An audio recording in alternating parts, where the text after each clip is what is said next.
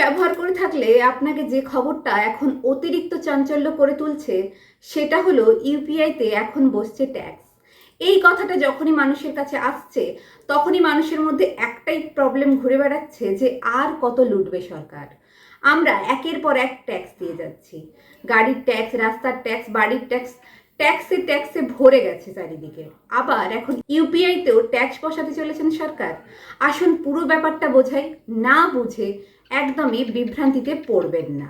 আজকে আমরা ছোটোখাটো থেকে বড় কোনো ট্রানজ্যাকশন সব কিছুই কিন্তু অনলাইন মানে ইউপিআইয়ের মাধ্যমেই করে থাকি।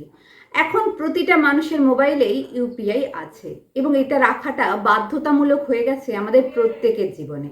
তাই এটার উপরে ট্যাক্স বসলে সাধারণ মানুষ কতটা বিপদে পড়বে এবং এই ট্যাক্সটা কেন বসবে, কাদের বসবে, কিভাবে বসবে, সমস্তটা আপনাদেরকে বলবো।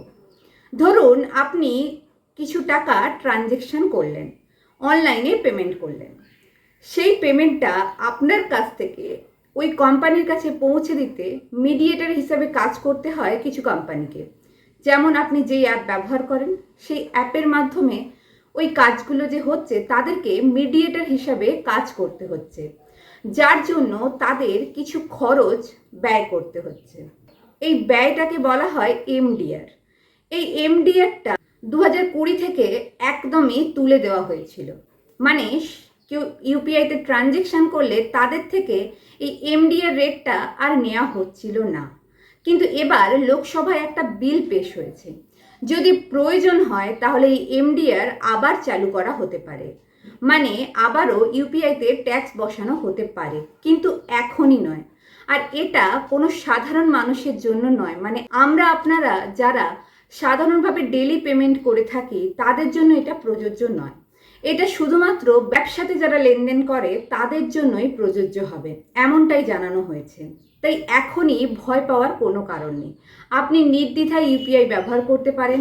এখনই আপনাকে কোনোরকম কোনো ট্যাক্স পে করতে হচ্ছে না। শুধুমাত্র বিজনেসের দিক থেকেই এটা কার্যকরী হতে পারে, কিন্তু এখনই কার্যকরী নয়, তাই চিন্তার কোনো কারণ নেই।